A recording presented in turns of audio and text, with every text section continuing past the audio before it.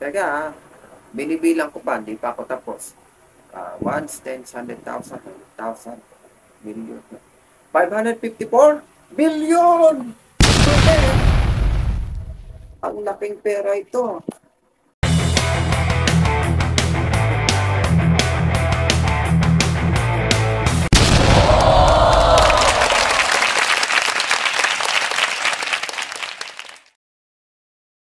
What's up, all of you? And this is your Denver Ninong Castro once again. Welcome to Ninong TV, your live watching from Facebook and YouTube subscribers. And for today, is another video vlog that we will discover na ako ay nagbabalik sa akong vlogging days.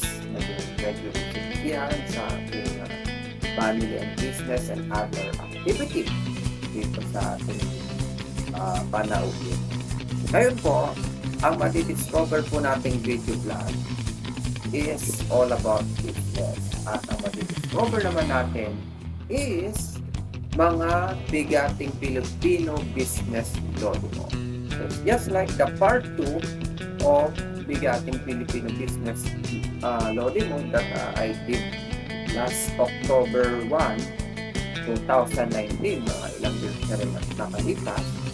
So, meron doon kay Enrique, kay Gokongway, kay Tony Tan, Pangilinan, and kay Socorro Ramos, yung may-ari ng National. So, today po ay madidiscover na naman natin yung literal na mga Pinoy version or the other business person na madidiscover at pwede natin mapag-aralan, especially kaway-kaway sa ating mga BSBA and ABM students or business students na gusto mag-negosyo or searching for a business lesson. Okay, so may madidiscover po tayo dito mga top 5 Filipino business lodimo. At ngayon, simulan na po natin ang ating lesson. For the first Filipino business lodimo ay si Mr. Attorney Felipe Grosso. Ayan.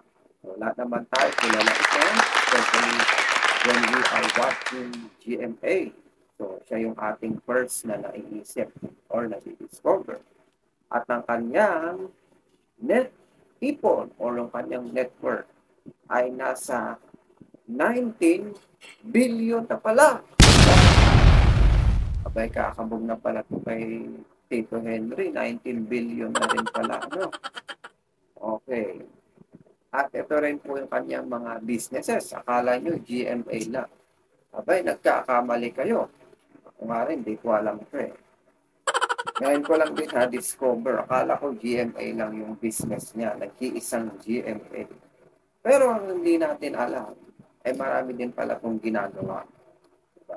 So, ano nga ba ang mga businesses niya? First, he has, of course, the GMA Films. He has the Alto Productions, CityNet, GMA Marketing and Productions, Scenarios Incorporated, ENC Network, GMA Kapuso Foundation, INQ Interactive Incorporated, 12 o'clock midnight. and he also has GMA Records, Mont Air, Papa Ko Mahal Ko, iHeart Movies, Pinoy Pop, Heart of Asia, GTV, Halipop, GMA Films, GMA Public Affairs, GMA Integrated News, 3:28 a.m. Ang dami palang business. Kala ko GMA lang.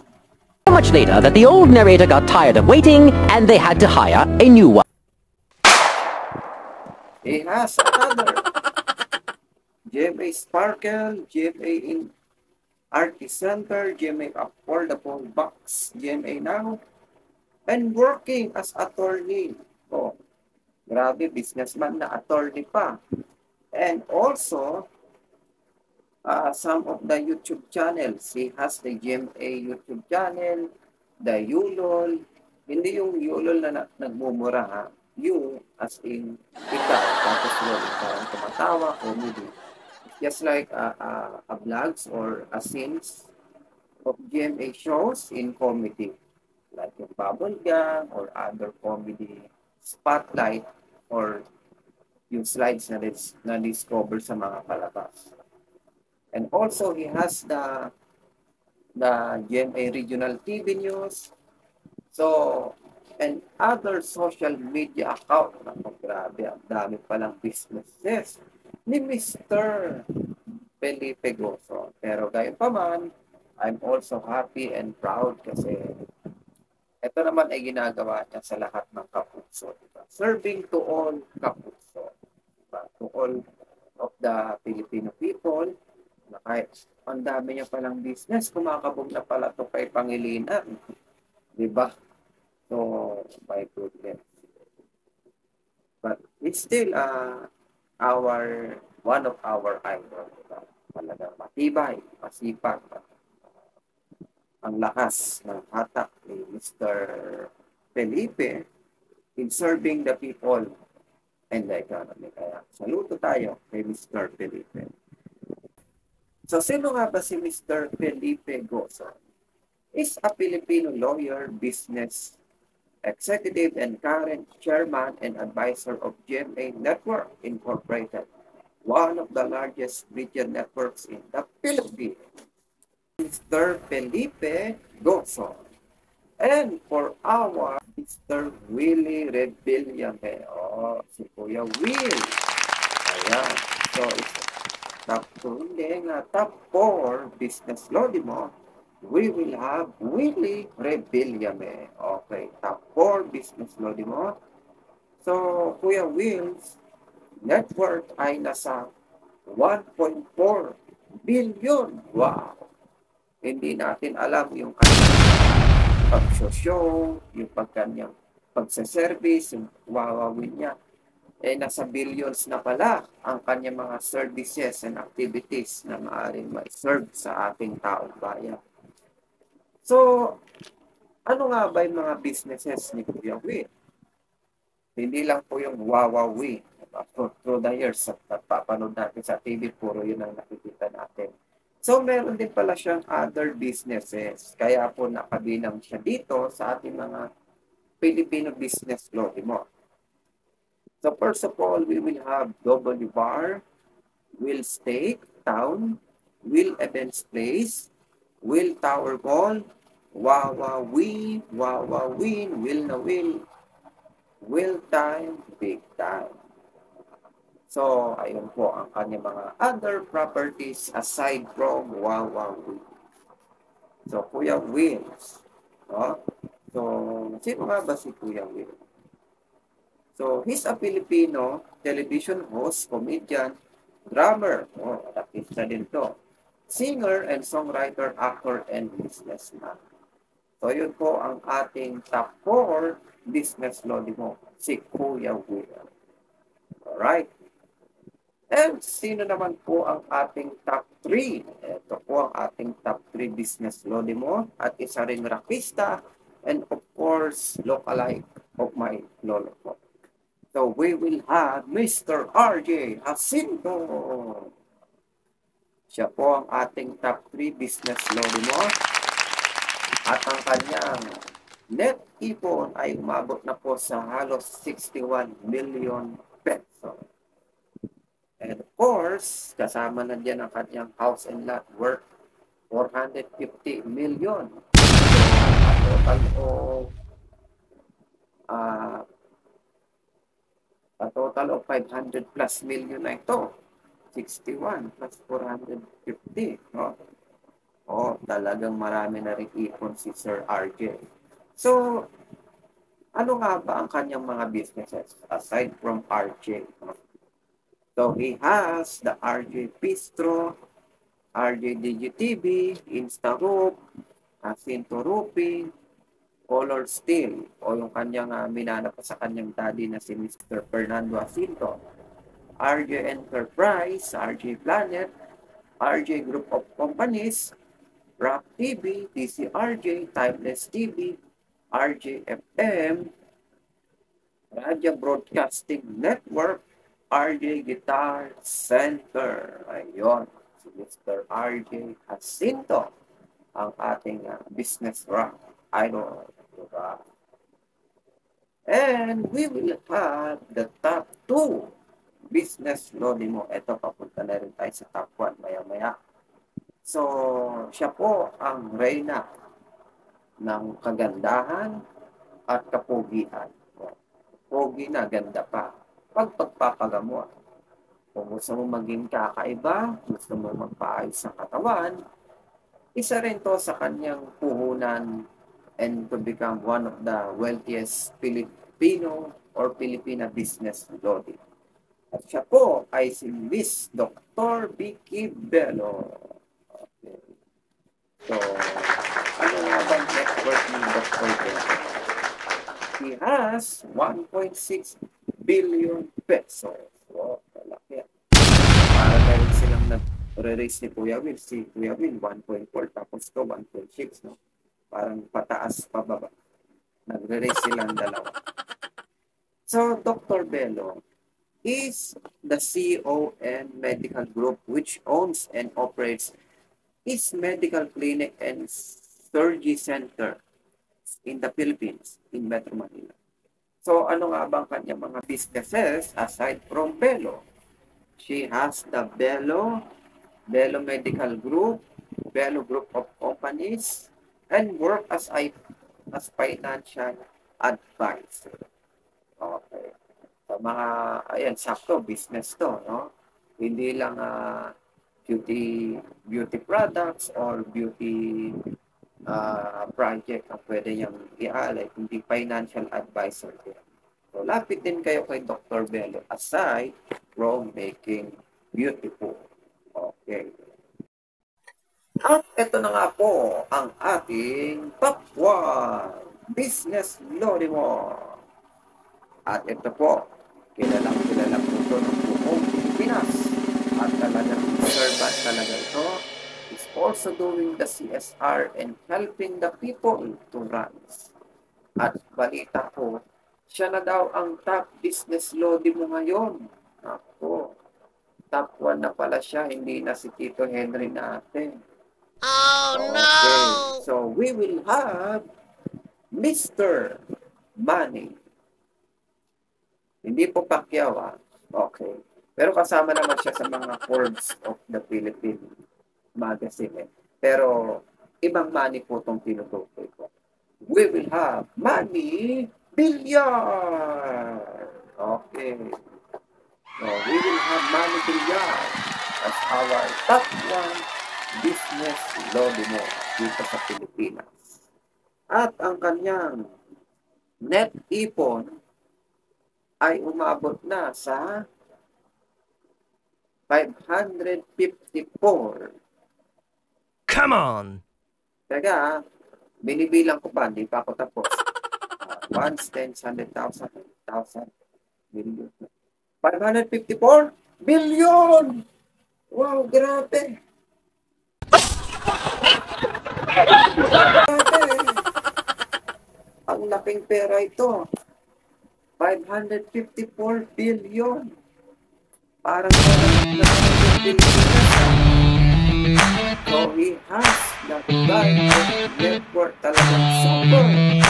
Ang kanyang net, my goodness, 554 billion pesos. Manny Villar, my goodness. No? Kabog na kabog yung ating ibang mga top businesses dito. Grabe naman, Mr. Manny Villar's net, no? Talagang super hard work and become a businessman talaga ito, si Mr. Manny. Okay. So, ano nga ba ang kanyang mga businesses?